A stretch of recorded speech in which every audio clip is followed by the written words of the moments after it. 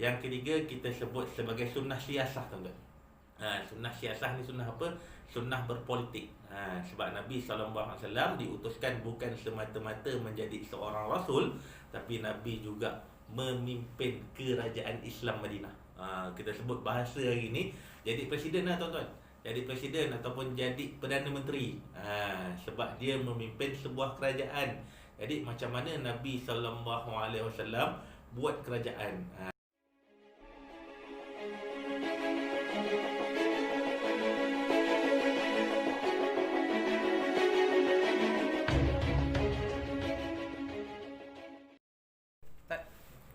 Bismillahirrahmanirrahim. Assalamualaikum warahmatullahi taala wabarakatuh. Alhamdulillahirabbil alamin wa bihi nasta'in ala umurid dunya waddin. Wassalatu wassalamu ala asyrafil anbiya'i wal mursalin wa ala alihi wa sahbihi ajma'in. Qala rabbi shrah li sadri wa yassir li amri wa hlul 'uqdatam min lisani yafqahu qawli amma ba'd.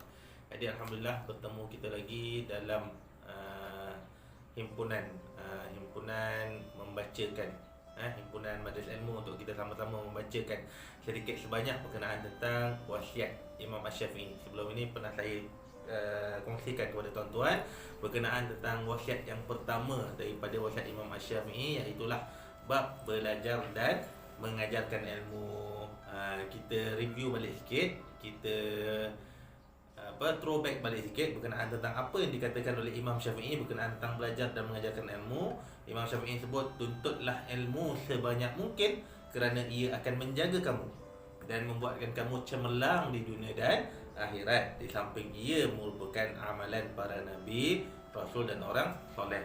Ini kelebihan ilmu, tuan-tuan. Bila mana kita banyak belajar ilmu, ilmu jaga kita. Tapi kalau kita banyak cari harta, kita kena jaga harta. Bahkan ilmu bukan sahaja dia jaga kita atas dunia, bahkan ilmu juga jaga kita sampai ke negeri akhirat. Adapun harta, sampai satu masa walaupun kita masih duduk atas dunia, kita pun tak mampu dah nak jaga harta tersebut. Sebab tu banyak kalau tengok drama-drama TV3 drama-drama Melayu, sampai satu umur dia, katalah umur dah masuk 60 tahun, 70 tahun, papa rasa papa nak pencen. Papa tak larat dah, nak serahkan kepada anak-anak. Dia tak larat dah nak jaga harta dia. Tapi bila mana kita banyak ilmu, tak pernah lagi kita dengar orang alim ulama, papa rasa papa nak pencen dah, ambil lah ilmu papa ni. Tak boleh. Dia tak boleh. Dia fitrahnya, sunnahnya bukan begitu. Ilmu memang kita akan, bila mana kita dah dapat ilmu, itulah yang akan jaga kita sampai kita mati. Jadi insyaAllah hari ini saya suka sambung lagi, masih lagi dalam bab belajar dan mengajarkan ilmu. Hari ini kita nak tengok sedikit berkenaan tentang adab at-ta'lim, adab-adab dalam belajar. Tadi kan Imam Syafi'i suruh belajar. Yang lepas kita dah cerita apa tujuan dan makna, apa makna dan tujuan untuk ta'lim. Maknanya, tujuan yang pertama, kita nak masukkan cahaya Al-Quran dalam hati kita. Hati kita ni kita tak tahu, tuan-tuan. Banyak dosa hari-hari kita buat, tuan-tuan. Berapa banyak titik hitam yang dah melekat atas hati kita ni kita tak tahu. Jadi kenapa kena belajar? Pentingnya belajar. Imam Syafi'i cakap nak masukkan cahaya Al-Quran tu dalam hati, supaya hati ni kekal terang. Terang sebab apa? Sebab nakkan nur hidayah Allah Subhanahu wa taala. Yang kedua, kita nak hidupkan sunnah Nabi, tuan-tuan. Nabi SAW, sunnah dia, kalau menurut Syekh Sabit dalam kitab Fiqh Sunnah, sunnah Nabi ni terbahagi kepada 4. Sunnah Nabi yang pertama kita sebut sebagai sunnah syariat, sunnah tasyri'iyah, sunnah yang melibatkan syariat. Nabi solat, kita solat. Nabi puasa, kita puasa. Nabi bayar zakat, kita bayar zakat. Nabi buat haji, Nabi buat umrah, kita pun buat haji, kita pun buat umrah. Ini yang disebut sebagai sunnah syariat. Yang kedua disebut sebagai sunnah jibillah.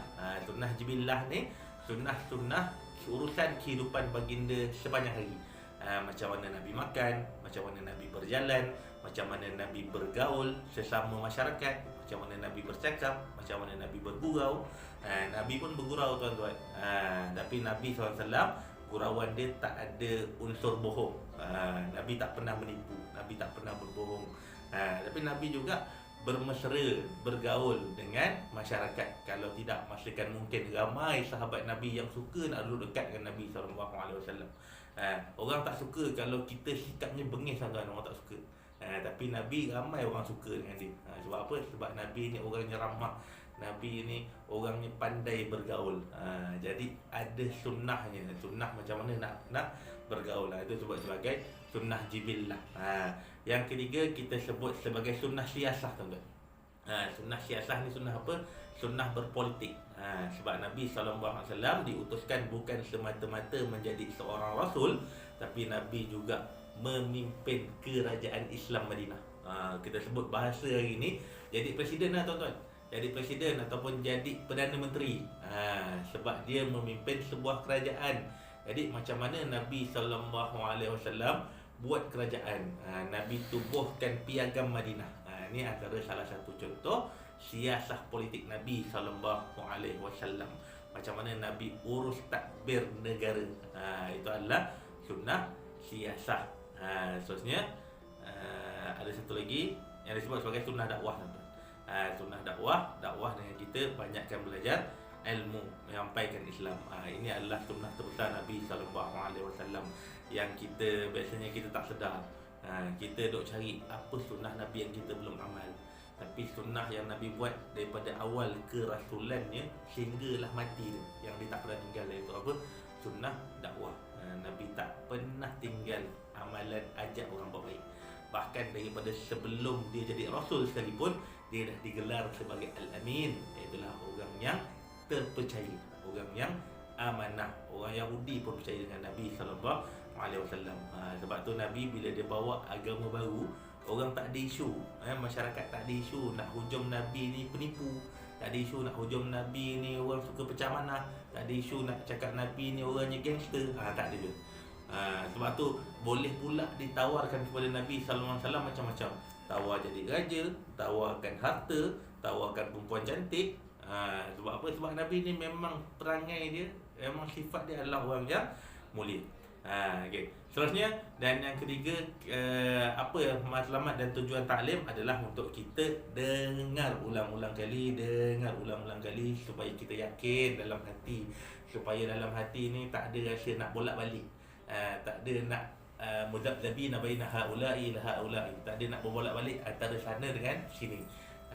Sebab tu Nabi SAW pun ajarkan kepada kita, ya Allahumma ya muqallibal qulub tsabbit qulubana ala dinik wa ala ta'atik. Dengar banyak kali supaya kita yakin sampai mati, tuan-tuan. Yakin sampai mati supaya di saat-saat sakaratul maut nanti, saat-saat kita disabut nyawa oleh malaikat Israel, kita tidak tergeliat lidah, tak susah nak sebut kalimat la ilaha illallah. Nabi sebut man qala la ilaha illallah dakhala al-jannah. Siapa yang sebut la ilaha illallah masuk syurga, tuan-tuan. Masuk syurga. Yakin janji Nabi SAW. Siapa yang sebut la ilaha illallah masuk syurga. Jadi kita terus kepada perkongsian pada hari ini. Kita nak sebut berkenaan tentang adab taklim. Adab taklim ada banyak, tuan-tuan. Ada beberapa. Kat sini disenaraikan ada lebih kurang 21. Kita cuba bacakan satu persatu. Satu persatu adab taklim. Yang pertama disebutkan adab untuk kita belajar ini adalah berwuduk, tuan-tuan. Sebaik-baiknya wuduk. Habis kalau tak ada wuduk tak boleh mengaji ke? Tak juga. Nak baca Quran wajib ada wuduk. Baca Quran ada wuduk. Tapi ada pun belajar ilmu-ilmu yang lain. Saya nak belajar masak ni, Ustaz. Kena ambil wuduk juga ke? Saya nak belajar bertukang ni, Ustaz. Kena ambil wuduk juga ke? Saya nak belajar repair kereta ni, Ustaz. Kena ambil wuduk juga ke? Sebaik-baiknya berwuduk. Sebaik-baiknya. Sebab itu adalah taklim. Sebab apa? Ilmu yang sebenar-benar bukan semata-mata ilmu tauhid. Ilmu yang betul-betul bermanfaat, bukan semata-mata ilmu fiqh. Ilmu yang betul-betul mendekatkan kita dengan Allah SWT, bukan semata-mata ilmu tasawuf. Tapi disebutkan ilmu yang sebenar-benar ilmu adalah ilmu yang dekatkan kita kepada Allah SWT. Tak kira lah sekalipun ilmu yang kita belajar tu ilmu repair kereta. Dengan asbab kita belajar repair kereta, kita sedar diri, oh aku ni lemah, kalau tak ada kereta ni aku tak boleh berjalan. Aku tak boleh nak buat kerja dakwah. Aku tak boleh nak hidup senang, tak boleh. Membuatkan timbulnya rasa syukur dalam hati. Inilah ilmu yang sebenar-benarnya. Bukan semata-mata yang dikatakan ilmu yang bermanfaat itu mesti datang mengaji kelas agama dekat masjid kat surau. Tak kira lah apa jenis ilmu sekalipun, sekali lagi mana ilmu itu mendekatkan diri kita dengan Allah Subhanahu Taala, itu adalah ilmu yang sebaik-baiknya. Sebab itulah afdal, yang paling afdal untuk sebelum kita belajar apa-apa, berwuduklah. Paling kurang mula belajar tu ada wuduk. Kalau tengah-tengah kelas tu terkentut, tak apa lagi. Tapi mula-mula belajar tu ada wuduk. Itu dah common sangat dah tu, dah common sangat. Sebenarnya yang kedua, antara adab taklim adalah solat sunat 2 rakaat sebelum majlis, dengan harapan Allah SWT mengampunkan dosa-dosa kita dan memudahkan kita memahami, mengingati, mengamalkan dan menyampaikan.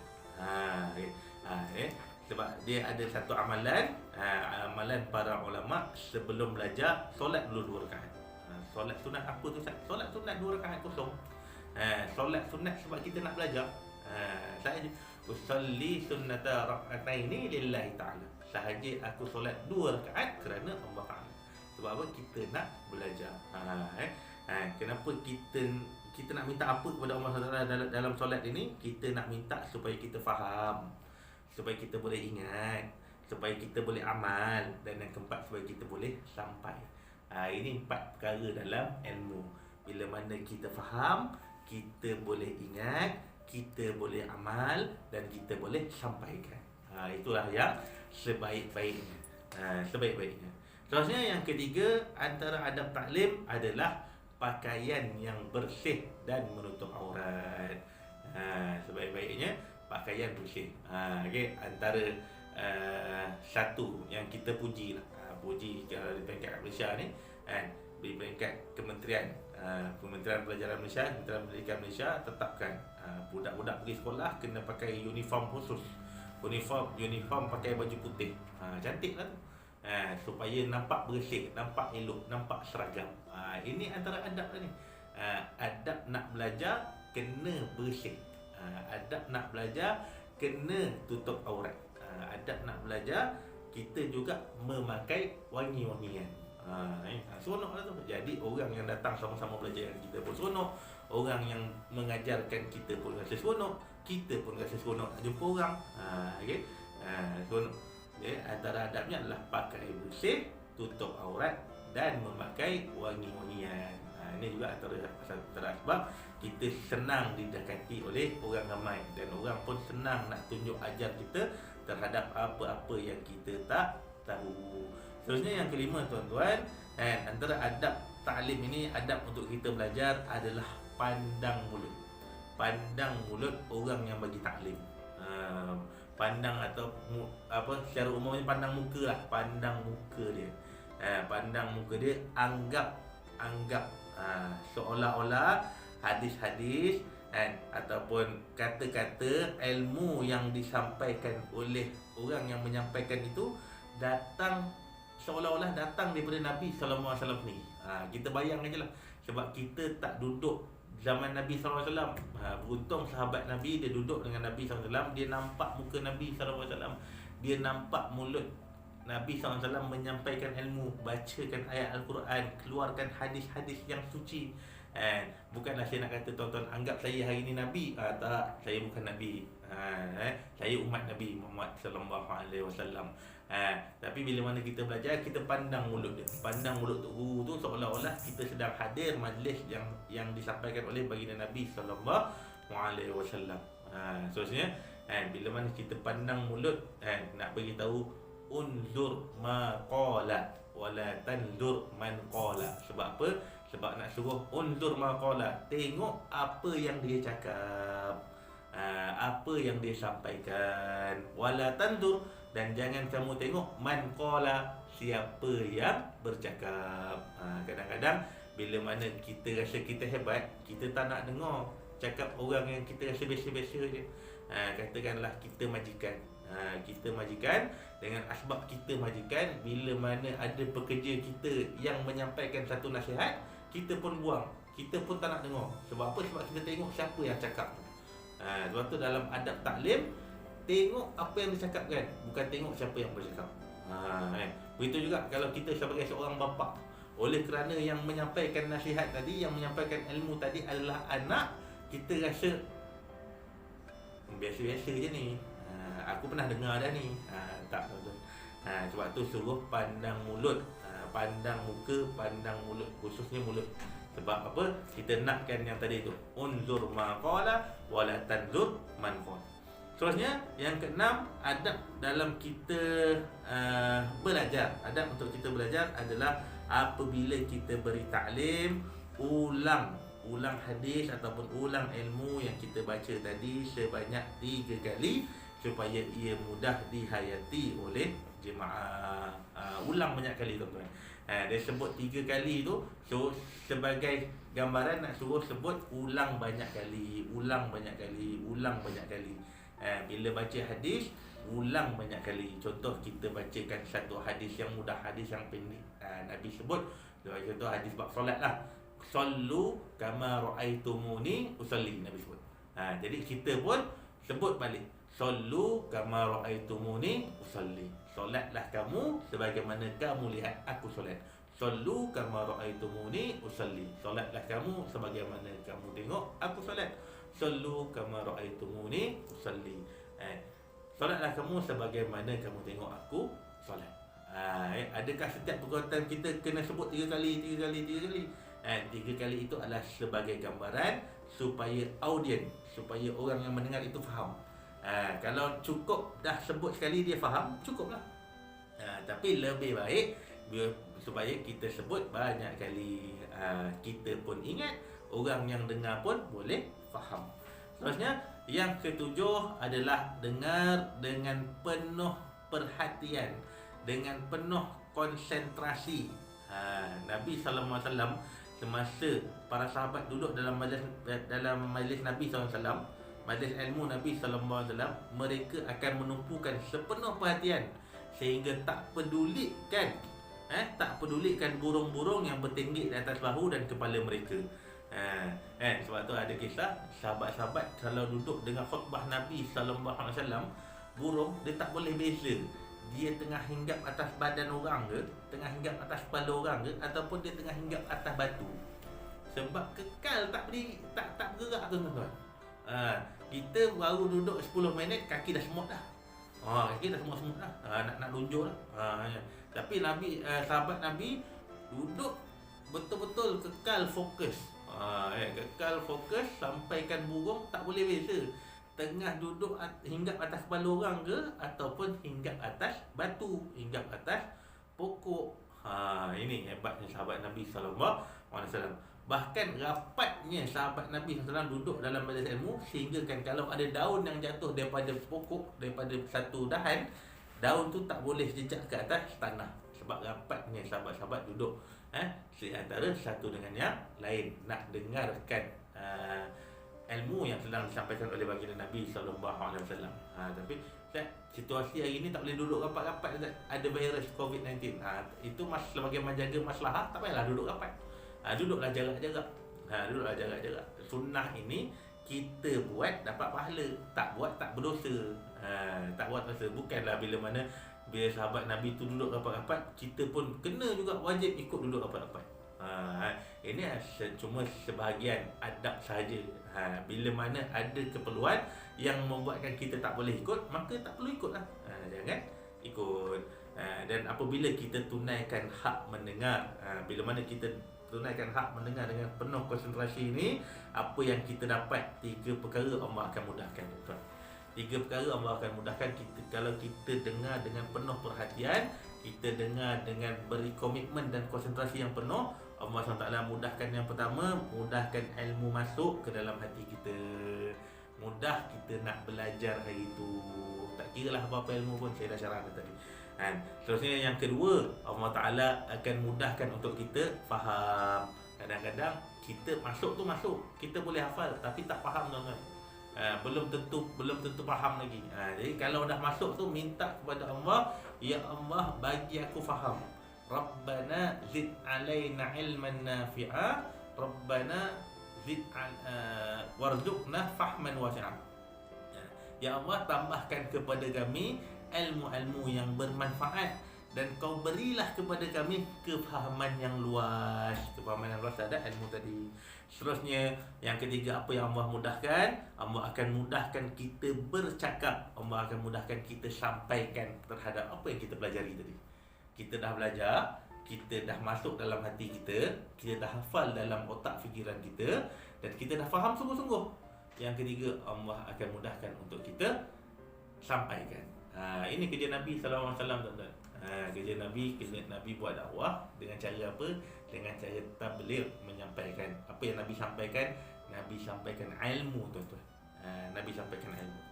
Seterusnya, yang ke-8, anggap bahawa hadis maupun Al-Quran yang kita dengar itu seolah-olah itulah kali pertama kita dengar. Jangan buat pandai, tuan-tuan. Jangan buat pandai. Melainkan apa yang kita dengar tu memang terang-terang salah. Ketika tu kena tegur lah. Tapi kalau apa yang disampaikan itu betul, anggaplah itulah pertama kali kita dengar. Kenapa kena anggap itu pertama kali? Sebab barulah kita akan datang khusyuk. Barulah kita akan datang rasa nak dengar. Kalau tak, aku dah pernah dengar dah benda ni. Lain kali lah. Tak payah masuklah kelas ustaz ni. Tak payah dengar lah ceramah ustaz ni. Sebab pernah dengar dah. Sebab tu adab dalam nak belajar, bila kita dah pernah dengar sekalipun, anggap macam itulah pertama kali kita dengar. Seterusnya, yang ke-9 adalah duduk rapat-rapat. Ini yang saya sebut tadi. Sebagaimana Nabi, sahabat-sahabat ketika mana mendengarkan ilmu yang disampaikan oleh Nabi SAW, sahabat akan duduk rapat. Antara hikmah, antara sebab kenapa duduk rapat-rapat ni, supaya syaitan tak boleh nak mencelah dekat antara kita. Tahu syaitan ni tak boleh nak mencelah di antara kita dan jemaah lain. Kalau syaitan dah duduk sebelah ni, macam-macam dia buat, tuan-tuan. Nanti dia pakaikan celak. Bila dia pakaikan celak, kita pun mula rasa mengantuk dan mengantuk. Tidurlah, tak dapat apa. Kalau tidur memang tak dapat apa lah. Jadi orang yang rugilah, tuan-tuan. Kita dah duduk dah dalam majlis tu, tapi kita gagal mendapatkan sesuatu pun dalam majlis tersebut. Dan kenapa suruh duduk rapat-rapat juga? Ini juga supaya Allah Subhanahu Taala menyatukan hati dan mewujudkan sifat kasih sayang sesama kita. Bila mana kita nak duduk rapat dengan orang tu, maksudnya kita sayanglah dia, kita cintalah dia, kita tak ada isu dengan dia. Jarang-jarang tengok, tuan-tuan, jarang-jarang tengok orang gaduh. Boleh duduk rapat, boleh duduk sebelah, boleh makan semeja, jarang. Bukan kata tak ada, jarang. Susah. Biasanya kalau orang dah marah, dia akan jauh, pergilah sana menyampah pergi orang tu. Asyik-asyik nampak dia ni lagi, berpaling. Paling tidak pun kalau duduk dekat, mesti dia tak nak tak nak saling menghadap. Mesti tak nak saling menghadap. Itu fitrahnya kalau orang dia ada rasa benci, tak suka kepada seseorang. Jadi suruh duduk rapat-rapat. Bila kita belajar, duduk rapat-rapat ni dia akan satukan hati. Dia akan ikat hati kita, tuan-tuan. Dia akan ikat hati kita. Sebab tu sahabat duduk dalam majlis taklim, mereka duduk rapat-rapat. Dan kalau itulah sehinggakan daun yang gugur daripada pokok tak jatuh ke tanah, sebaliknya akan jatuh ke atas bahu dan ke atas riba mereka. Ini rapatnya sahabat Nabi duduk ketika dalam majlis taklim Nabi SAW. Seterusnya, yang ke-10, sebaik-baiknya duduk dalam posisi tahiyat awal. Sebaik-baiknya duduk dalam posisi tahiyat awal. Jikalau mampu, lutut kita bertemu dengan lutut si pembaca taklim. Ini yang paling baik lah. Yang paling baik duduk tahiyat awal dan lutut tu bertemu lutut. Dalam kaedah talaki, kaedah talaki terutamanya kaedah dalam nak mengajar Al-Quran. Kalau kat Malaysia banyak lagi tok-tok guru yang mengalu-alukan pada anak-anak murid yang nak tak sentuh lutut ni, mereka datang duduk dekat rapat. Duduk rapat. Kalau penat duduk dalam keadaan tahiyat awal, berubah kepada posisi tahiyat akhir. Jikalau tidak mampu, duduklah secara bersila. Sebab apa? Kenapa suruh duduk dalam tahiyat awal? Sebab inilah cara yang ditunjukkan oleh Jibril alaihi salam semasa ia datang kepada Nabi sallallahu alaihi wasallam dan mengajukan beberapa soalan kepada Nabi dengan disaksikan oleh para sahabat. Ada satu hadis yang sangat panjang, hadis yang kedua dalam silsilah matan hadis Arba'in An-Nawawi. Susunan Imam An-Nawawi, hadis yang kedua, Nabi sallallahu alaihi wasallam didatangi oleh Jibril alaihissalam. Masa tu bila dia datang tu, semua orang tak kenal. Sebab dia datang dalam keadaan pakaian yang sangat putih, sangat bersih, rambutnya sangat hitam. Di tubuhnya tak menunjukkan ada padanya tanda-tanda orang musafir. Bersih lah. Ibarat kalau orang musafir kan, badannya akan berdebu, nampak kelihatan dia penat, macam orang sedang berjalan jauh. Tapi sahabat seorang pun tak kenal dia. Maksudnya dia bukan orang situ, dia bukan orang Madinah. Sahabat seorang pun tak kenal dia. Tapi tak ada pula tanda-tanda padanya ni orang musafir. Itu cara Jibril datang kepada Nabi SAW. Kemudian dah datang, tanya kepada Nabi SAW banyak soalan. Antaranya apa yang Jibril tanya? Jibril tanya, "Akhbirni anil Islam." Jibril suruh Nabi SAW sebutkan, khabarkan kepada aku tentang Islam. Maka Nabi pun ajar Islam, "Antashhadu an la ilaha illallah wa anna Muhammadar Rasulullah." Sebab tu Jibril jawab, "Sadaqta." Bila sahabat dengar sadaqta, sahabat pun wah kagum. Bukan ke dia yang tanya tadi? Lepas tu dia pula cakap betul. Dia pula cakap betul. Kemudian Jibril tanya lagi, "Akhbirni anil iman." Tuan Nabi pun sebutlah rukun iman ada 6. "Akhbirni anil ihsan." "Akhbirni anil sa'ah." Ada beberapa soalan.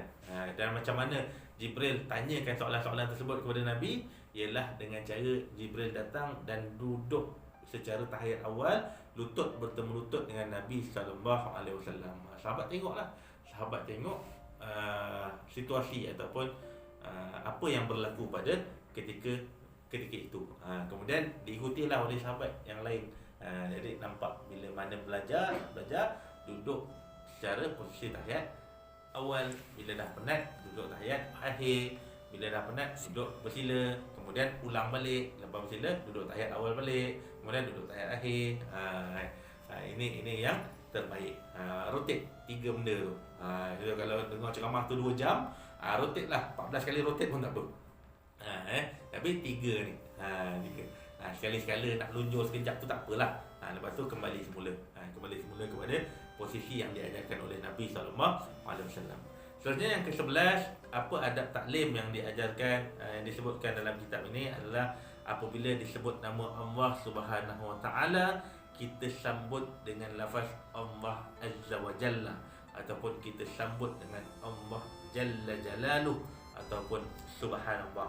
Maksudnya bila disebutkan nama Allah kita zikir. Disebutkan nama Allah kita zikir.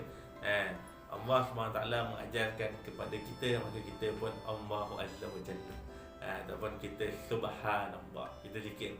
Banyakkan zikir, banyakkan ingat Allah Subhanahu Wa Taala. Sebab zikir ini kadang-kadang dia perlu diikuti dengan zikir yang lain.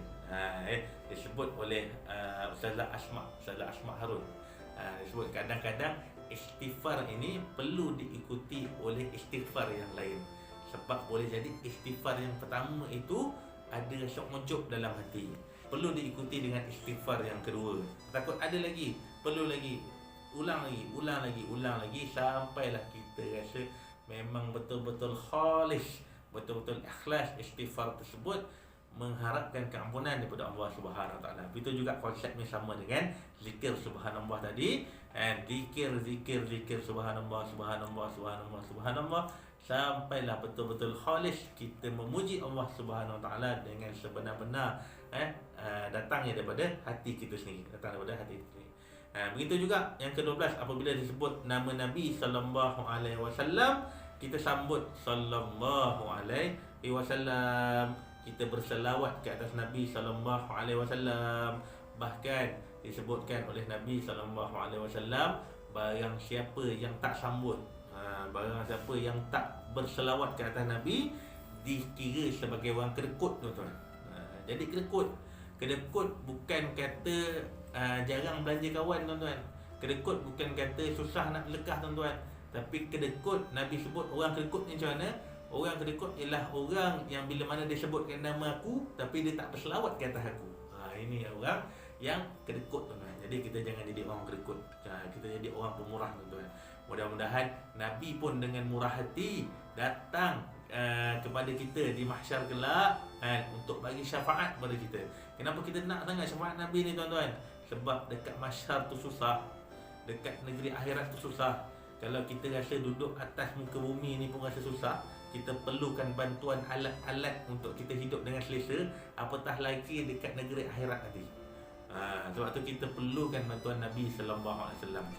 Kita perlu sangat-sangat bantuan Nabi sallallahu alaihi wasallam. Kita tak masuk syurga dengan sebab amal kita tuan-tuan. Kita masuk syurga dengan sebab redha Allah Subhanahu wa taala.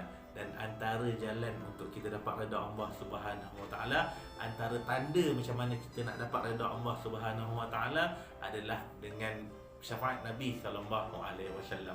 Kalau Nabi tolong kita, mudah-mudahan insya-Allah bila Nabi tolong kita, insya-Allah kita akan terus masuk ke dalam syurga Allah Subhanahu wa taala, dan itulah negeri yang kita idam-idamkan.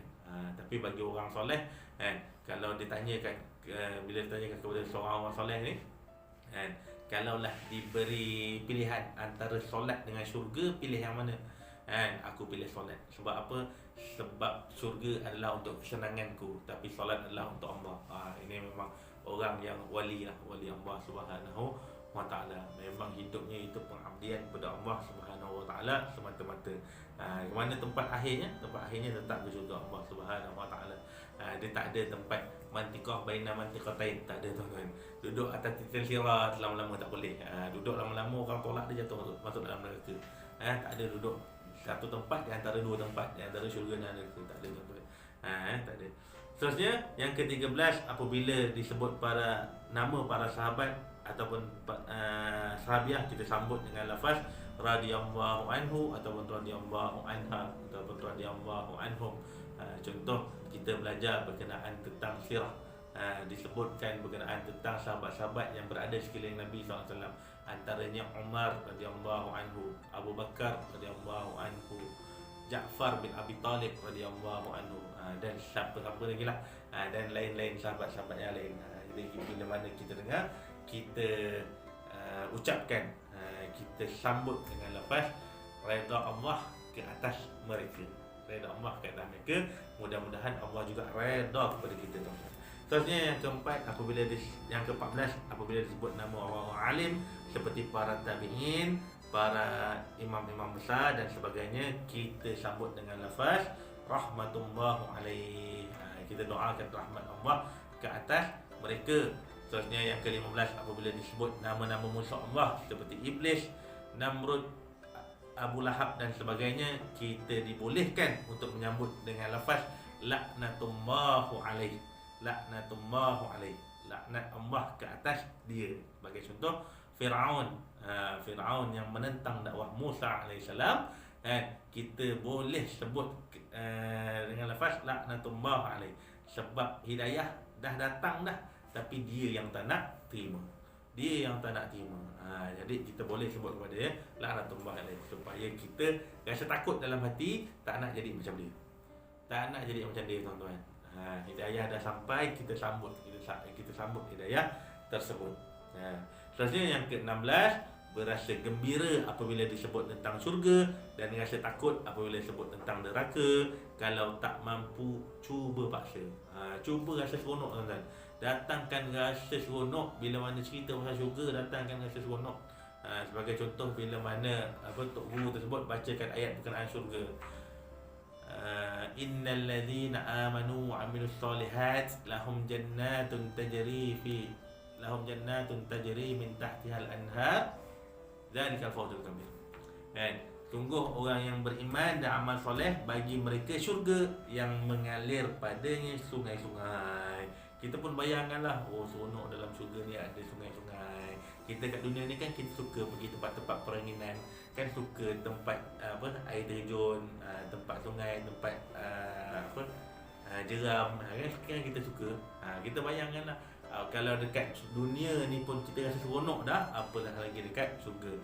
Bahkan Allah SWT sebut itulah zalikal fawzul kabir. Itulah kemenangan yang besar, itulah kejayaan yang besar. Seronok tuan-tuan. Seronok dengan cerita pasal syurga dan datangkan rasa takut bila mana ceritakan berkenaan tentang sa'ir, tentang neraka.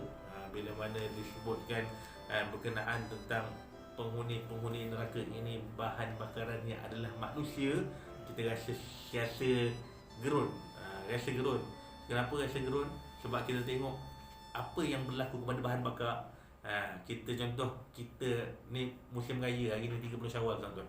Mungkin ada sebab PKP ni ramai yang baru, ujung-ujung ni lah baru nak bakar lemang, ujung-ujung ni lah baru nak rebus ketupat. Maka kumpulkan kayu api. Apa jadi pada kayu tersebut? Rentung tuan-tuan. Rentung kayu tu. Jadi kita duk bayang, kalaulah aku jadi macam kayu ni, wa'iyazbillah, tak naklah jadi macam tu, wa'iyazbillah. Mohon pada Allah jauhkan. Jadi kita datangkan rasa takut bila mana diceritakan tentang neraka. Seterusnya yang ke-17, jangan mengganggu perjalanan majlis seperti berbual-bual ataupun bersalam-salam bila datang lewat. Jangan kacau dalam majlis. Nak tanya dengan sopan, tanya orang sebelah. Sebagai contoh, bila kita datang lambat, kita tak jumpa dekat mana tu, baca mushaf apa dah, tanya dengan sopan. Jangan ganggu perjalanan majlis. Dan kalau pun kita datang lewat, tak perlu bagi salam, masuk dan duduk dekat belakang, duduk dengan sopan. Seterusnya yang ke-18, menghadiri majlis taklim adalah lebih baik daripada melakukan ibadat-ibadat sunat yang dilakukan secara bersendirian. Sekiranya kita datang ke masjid dan mendapati majlis taklim sedang berlangsung, kita digalakkan untuk duduk dalam majlis taklim itu. Jadi kalau kita masuk masjid, kita nampak ada kuliah, duduk dengar kuliah itu lebih afdal berbanding kita solat sunat secara sendirian. Solat sunat secara sendirian, duduk tu lebih afdal. Belajar itu lebih baik. Jadi kita pun tak terganggu. Mungkin sebab kita nak solat ini memerlukan khusyuk, tapi disebabkan kita nak juga solat, dengan solat itu kita dengarlah tok guru tu, dengarlah penceramah tu sedang bercakap. Jadi kita sendiri yang pilih jalan tak khusyuk. Jadi bila masuk itu ada sedang berlangsungnya pengajian taklim, sedang berlangsungnya satu ceramah, dengarlah dulu. Dengar sekejap, dah habis nanti barulah bangun solat sunat. Seterusnya yang ke-19 tuan-tuan adalah ta'azzim biqalbi. Ta'zim bilqalbi, itulah muliakan dan membesarkan majlis dalam hati. Rasa seronok dapat duduk dalam majlis tu. Kita suka nak cerita pada orang ramai. Tadi aku duduk dalam majlis ilmu, aku duduk dalam kelas ustaz sekian, aku rasa seronok sebab aku dapat benda baru. Cerita. Bila mana kita sampaikan, kita sedang membesarkan majlis itu, sedang membesarkan majlis ilmu itu. Inilah yang lebih baik berbanding kita membesarkan majlis-majlis yang lara, yang tak ada manfaat dan sebagainya. Tapi kita ni banyak suka menyembang, suka bercerita. Kalau Habib ngeteh tadi aku menyembang dengan orang sekian. Tapi bila mana kita duduk dalam majlis ilmu, kita tak cerita pun apa yang kita dapat dalam majlis tu. Ini satu perkara, satu mentaliti yang kita perlu ubah tuan-tuan. Perlu ubah. Seterusnya yang ke-20 adalah tasdik wa yaqin, iaitulah benarkan dan meyakini terhadap apa yang kita dengar. Percaya dengan yakin terhadap apa yang kita dengar. Kita dapat ilmu baru, percaya, kemudian kita yakin. Kaedah ada al-yakin la yazalu bisyak. Bila mana kita dah yakin terhadap sesuatu, kita tak ada lagi rasa syak, tak ada lagi rasa syak, prasangka terhadap sesuatu tersebut.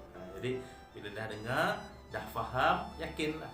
Bila mana datang perihal Islam, perihal Islam itu antashhadu an la ilaha illallah wa anna Muhammadar Rasulullah. Yakinlah sungguh-sungguh bahawa sungguh Allah itulah Tuhan, satu-satunya Tuhan.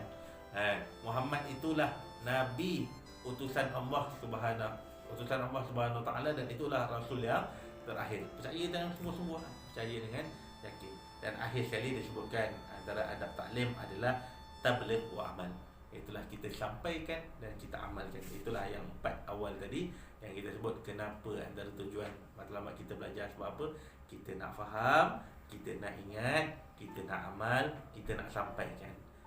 Sebab tu manhaj dalam belajar, manhaj dalam belajar disebut dalam ulama adalah manhaj al-fahmu, manhajul fahmi wal hifzi. Manhaj untuk kita faham dan kita hafal. Sebab bila mana kita faham dan kita hafal, maka kita boleh amal dan kita boleh sampaikan. Bila mana kita jaga dua lagi akan datang dengan, dia akan ikut sekali. Ikut sekali untuk kita sampaikan ilmu tersebut. Mudah-mudahan bermanfaat. Jadi saya rasa cukup sekadar itu tuan-tuan. Berkenaan tentang adab taklim hari ini, sekali lagi saya ulang, wasiat yang ditinggalkan oleh Imam Asy-Syafi'i dalam bab yang pertama ini, itulah tuntutlah ilmu sebanyak mungkin kerana ia akan menjaga kamu dan membuatkan kamu cemerlang di dunia dan akhirat. Di samping itu, ia menjadi amalan para nabi, rasul dan orang soleh. Kita biasa baca, lepas habis solat duha kita biasa baca. Apa doa yang kita baca? Kita minta atini ma ataita min ibadika sholihin. Ya Allah, kau bagi kepada aku apa yang kau bagi kepada hamba-hambamu yang soleh. Dan hamba orang soleh ini, apa sunnah yang mereka buat? Sunnah orang soleh ini adalah mereka melazimi hidup mereka dengan ilmu. Jadi saya rasa cukup sekadar itu perkongsian untuk hari ini. InsyaAllah kita akan sambung lagi dalam pertemuan akan datang untuk wasiat-wasiat yang seterusnya. Jadi ma asabaka min hasanatin fa min Allah wa ma asabaka min sayyi'atin fa min nafsi. Apa yang baik itu datang daripada Allah Subhanahu wa taala, dan apa yang lemah itu datang daripada kelemahan diri saya sendiri. Sama-sama kita aminkan doa. Bismillahirrahmanirrahim. Allahumma anfa' bima 'allamtana wa 'allimna bima yanfa'una. Rabbana zidna 'ilman nafi'a warzuqna fahman wasi'a. Ya Allah, kau manfaatkanlah apa yang telah kami pelajari dan kau ajarkanlah kepada kami apa-apa yang bermanfaat buat kami. Ya Allah, kau tambahkanlah kepada kami ilmu-ilmu yang bermanfaat. Ya Allah, kau kurniakanlah kepada kami kefahaman yang luas. Assalamualaikum warahmatullahi Muhammad wa ala alihi wasallam. Alhamdulillahirabbil alamin. Sekian aku qauli hadza, astaghfirullahal azim li wa lakum wa billahi taufiq wal hidayah. Assalamualaikum warahmatullahi taala wabarakatuh.